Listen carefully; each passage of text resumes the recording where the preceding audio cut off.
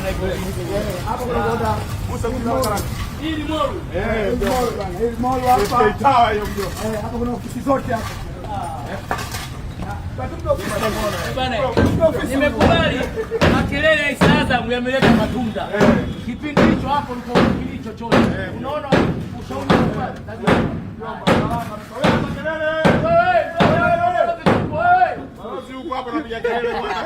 habari yako bwana.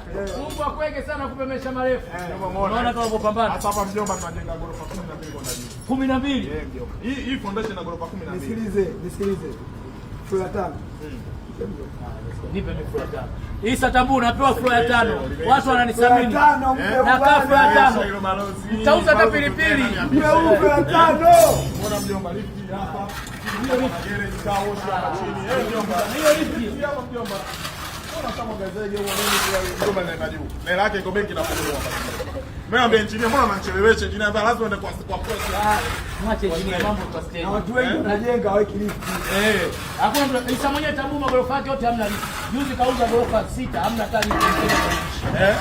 Hapa nikwambie maisha bwana uza magari mtuheshimu. Kweli. Tumeanza kwa makelele na tutaishi kwa makelele. Na magorofa yetu tutajenga kwa makelele. Wewe unategemea pesa hatukuzala. Wewe wasome kwa hatukuzala wewe wasome.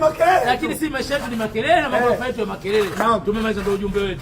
Yaani duniani nasemaga hakuna sofa usimdharau mtu. Huyu mtu miaka miwili ya nyuma alikuwa anapiga kelele magari mnaona mnadharau. Sasa hizi kafungua gorofa 12. Kesho kutwa tena utamsikia tena kajenga guest. Nyumba guest tena nyumba guest bana. Ndio duniani wewe gorofa jenga wapi nyumba ya geni? Unaona mwenye hela yote lazima ujenge nyumba ya geni upunguziwe adhabu mbinguni. Sasa hizi nayo iko hivi. Kwa Dodoma na sasa hivi. Hatuko naye tena Dodoma. Dodoma.